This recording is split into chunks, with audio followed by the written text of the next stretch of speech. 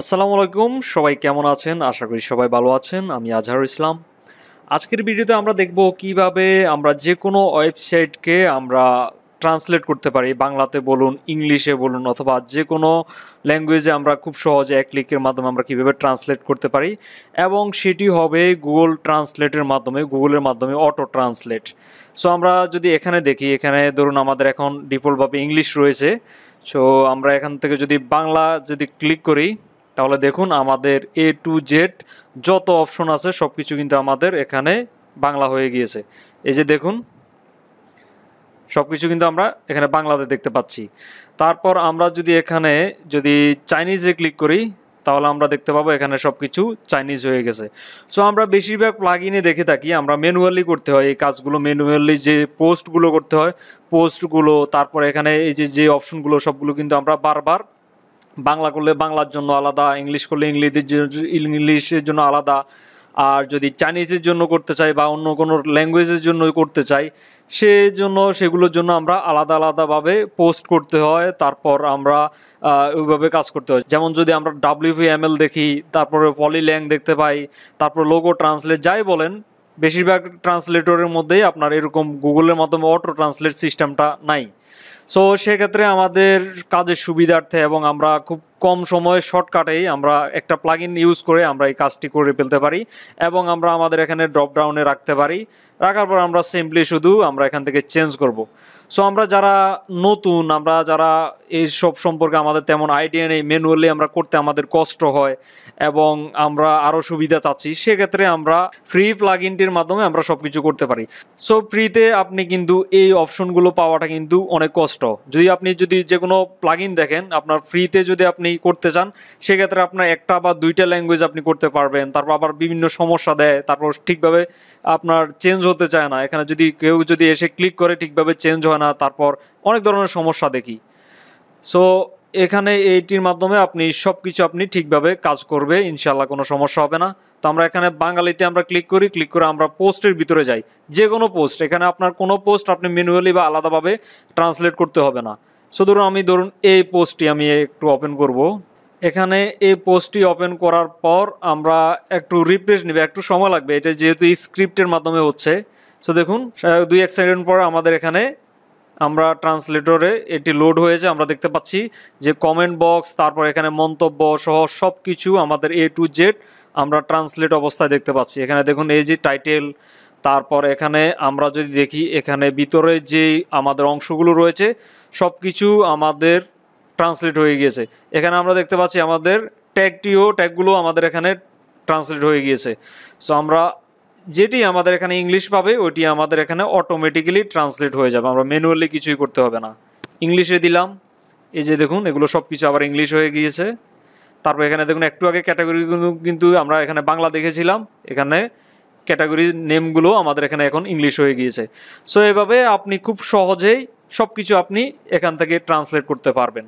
ভিডিওটি শুরু করি তাহলে। আর যারা এখন আমাদের চ্যানেলটি সাবস্ক্রাইব করেননি তারা প্লিজ সাবস্ক্রাইব করে নিন, আর যারা অলরেডি সাবস্ক্রাইব করে ফেলছেন তাদেরকে অসংখ্য ধন্যবাদ। তো সর্বপ্রথম আপনার ওয়েবসাইট আপনি লগ ইন করবেন।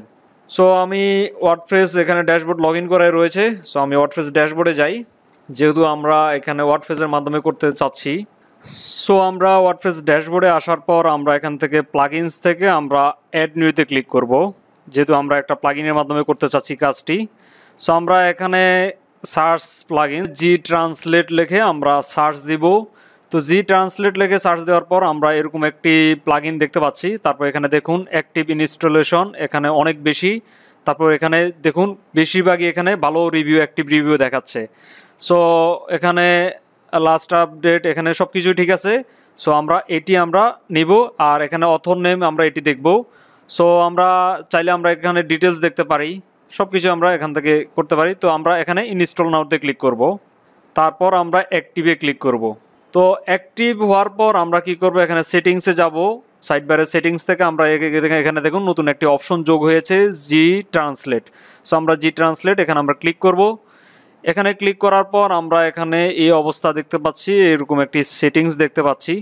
সো আমরা এখানে আসি, আমরা আমাদের ওয়েবসাইটে এসে একটু রিফ্রেশ দিয়ে দেখি যে এখানে কিছু শো করছে কিনা।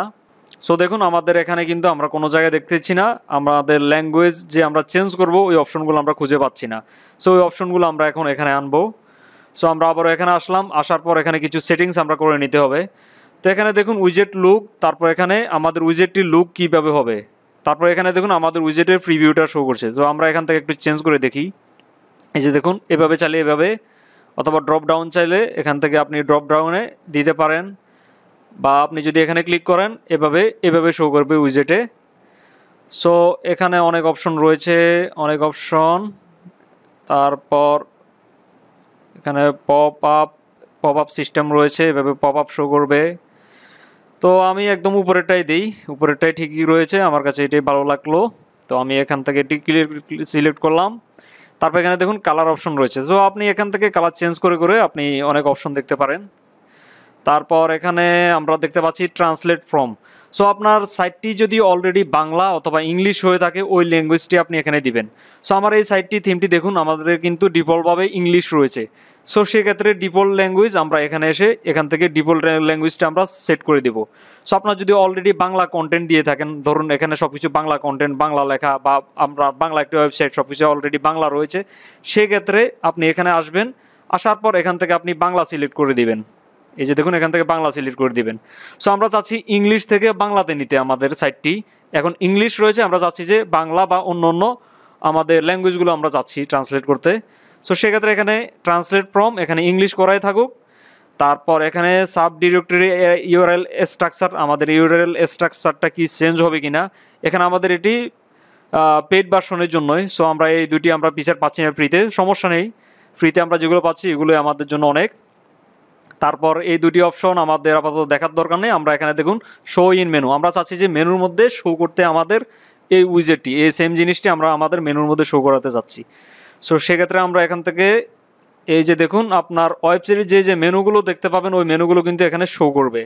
সো আমরা যদি দেখি এখানে আমরা সাইড বারে দেখি, সাইড বারে একটি অ্যাপিয়ারেন্স থেকে যদি আমরা মেনুজে যাই, সো আমরা এখানে মেনুজে আসলাম, মেনুজে আসার পর আমরা ম্যানেজ লোকেশন আমরা যাই, আমরা দেখব যে ওই মেনুগুলো এখানে রয়েছে কিনা। সো আমরা এখানে দেখুন আমাদের মেনুগুলো এখানে টপ বার নেভিগেশন, মেইন নেভিগেশন, তারপর মোবাইল নেভিগেশন, পুটার নেভিগেশন, এখানে কয়েকটি মেনু রয়েছে। তারপর এখানে দেখুন এই যে পুটার মেনু, তারপর আমাদের এখানে অবশ্যই আমাদের সিলেক্ট করা নেই। সো আমরা পুটার, তারপর এখানে মোবাইলটা তো এখানে নেই, তারপর আমরা এখানে মেইনটা এখান থেকে সিলেক্ট করে দিলাম। সো মেইন, তারপর পুটার, তারপরে এখানে দেখুন এই যে নেভিগেশনগুলো অটোমেটিক্যালি এখানে পাচ্ছে। সো আপনার সাইটের, আপনার থিমের বা সাইটের যে মেনুগুলো থাকবে ওই মেনুগুলো এখানে শো করবে। সো আপনি কোন মেনুতে শো করতে চাচ্ছেন, এখানে আমি টপ বার নেভিগেশন অথবা মেইন নেভিগেশন, আমরা মেইন নেভিগেশন দিলাম। মেইন নেভিগেশন বলতে আমার এখানে টপ বারটি অ্যাক্টিভ নেই এই থিমের। সো মেইন নেভিগেশন হিসেবে এটি রয়েছে।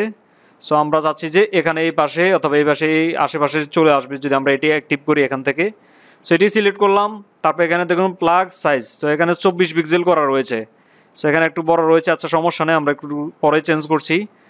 তারপর আমরা সবশেষে এখানে একদম নিচে আসে আমরা সেভ চেঞ্জে ক্লিক করব।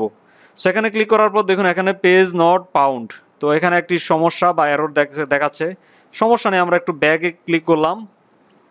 ব্যাকে আসার পর আমরা আবারও এখানে এই যে এখানে টিকমার্ক করে দেবো, টিকমার্ক করে সেভ চেঞ্জে ক্লিক করবো। এখন কিন্তু আমাদের এররটি আসবে না। সো এখন আমাদের এররটি নেই, আমরা এখানে আসলাম, আসার পর আবারও রিফ্রেশ দিলাম। রিফ্রেশ দেওয়ার পর দেখুন আমাদের এখানে কিন্তু এই সিস্টেমটি চলে এসেছে। সো আমরা এখান থেকে অপশনগুলো পাচ্ছি। সো আমরা চাচ্ছি যে আমাদের লিস্টে কোন কোন এখানে ডিফল্টভাবে কয়েকটি আমাদের ল্যাঙ্গুয়েজ রয়েছে।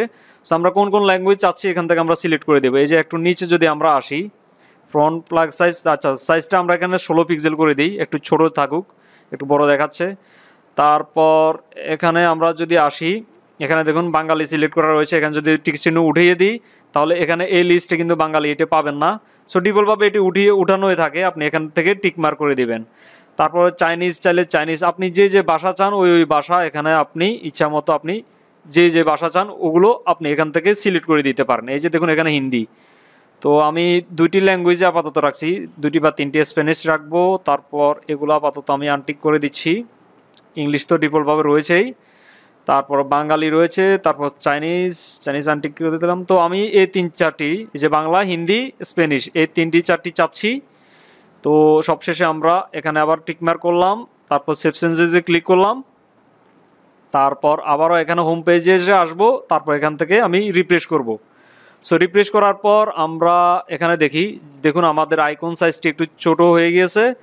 সো আমরা এখানে ক্লিক করব। তো এখানে যে হিন্দি যোগ হলো, তারপর এখানে বাংলা টাংলা এগুলো সব কিছু রয়েছে যেগুলো আমরা সিলেক্ট করেছিলাম। সো আমাদের এখানে একটু সিএসএস এর সমস্যা দিচ্ছে। এখানে দেখুন আমাদের এই বক্সটি এ বরাবর না থেকে উপরে চলে গিয়েছে। তারপর এখানে সার্চে যে এয়ারটি এটা এই পাশে লেগে যাচ্ছে। তো আমরা যদি একটু ছোট করি, আমাদের ডিসপ্লেটি একটু ছোট করি, আমরা ছোট করলে দেখুন সার্চ বারটি এখানে ভিতরে ঢুকে যেতে যাচ্ছে। সো আমরা এখানে একটু সিএসএস করে আমরা একটু ফিক্স করে নেই। কিন্তু এই পর্যন্ত কিন্তু আমাদের সব কিছু ঠিক আছে। যদি সব কিছু কাজ করে, আমরা এখান থেকে বাংলা সিলেক্ট করে দেখি আমাদের কাজ করে কিনা। তো দেখুন আমাদের কিন্তু এখানে কাজ করছে। সো আমরা এখান থেকে যদি হিন্দিতে সিলেক্ট করি, এখানে দেখুন হিন্দি ল্যাঙ্গুয়েজ হয়ে গিয়েছে। সো এখানে আপনি যে ল্যাঙ্গুয়েজ সিলেক্ট করবেন, আপনি আপনার ইচ্ছা মতো ল্যাঙ্গুয়েজ এখান থেকে ট্রান্সলেট করতে পারবেন, কোনো সমস্যা নেই। সো আমরা এখানে আমরা এই সিস্টেমটি আমরা একটু ফিক্সড করে নিই সিএসএস করে। আমরা ডিফল্টটা ইংলিশ এখানে রোলো, তারপর এখান থেকে আমরা রাইট বাটনে ক্লিক করে এখানে ইন্সপেক্টে ক্লিক করব। তারপর এখানে আমরা কিছু সিএসএস করে এটিকে একটু নিচে নামাবো, তারপর এখানে এই সমস্যাটি আমরা একটু ফিক্সিং করব। সো আপনার থিমেও এরকম যদি অ্যাক্টিভ করেন তাহলে কিছু সমস্যা হতে পারে। সো আমি একটু টেকনিকটা দেখিয়ে দিয়েছি এখানে কিভাবে করা যায়। যারা সিএসএস বুঝেন তাদের জন্য তো সমস্যা নেই, তাদের এই পর্যন্তই টিউটোরিয়ালটি। আর যারা বুঝতে একটু সমস্যা তারা এখানে কন্টিনিউ করতে পারেন। সো আমরা এখানে এটি দেখি, এখানে দেখার পর আমরা এখানে দেখি এই যে দেখুন একটি আইডি রয়েছে। তারপর এখানে দেখুন ইংল্যান্ড একটি সিএসএস করেছে পজিশন অ্যাবসোলিউট। সো আমরা এখান থেকে একটু আনটিক করে দেখি। আনটিক করার পর কিন্তু এটি এই পাশে চলে এসেছে। কিন্তু আমরা এইভাবে করলে আমাদের কিন্তু নেক্সট টাইম একটু প্রবলেম হতে পারে। তো সেক্ষেত্রে আমরা এটি থাকুক, আমরা এই যে এই আইডিটা দিয়ে আমরা একটি কাজ করব, সিএসএস করব, এই আইডিটা ধরবো। কারণ হচ্ছে যে এখানে কোনো আমরা ক্লাস পাচ্ছি না। সো আমরা সিএসএস এর আইডিটা ধরে আমরা কাজ করব। তো সেই জন্য আমরা এখানে ক্রোম ব্রাউজারে এখানে দেখুন আমরা প্লাস বাটনে ক্লিক করব। প্লাস বাটনে ক্লিক করার পর অটোমেটিক্যালি আমাদের ওই আইডিটা দেখুন ডিপ, তারপর এখানে দেখুন আইডির যে হ্যাশটা শো করছে। তারপর এখানে দেখুন জি ট্রান্সলেট ওয়ার্পার, এখানে এই আইডিটা এখানে সিলেক্ট হয়ে গেছে। সো আমরা এখান থেকে একটু সিএসএস করি। এখানে আমরা মার্জিন করব বা প্যাডিং করব এখানে। তো প্যাডিং টপ থেকে আমাদের কত 15 পিক্সেল দিয়ে দিই দেখি।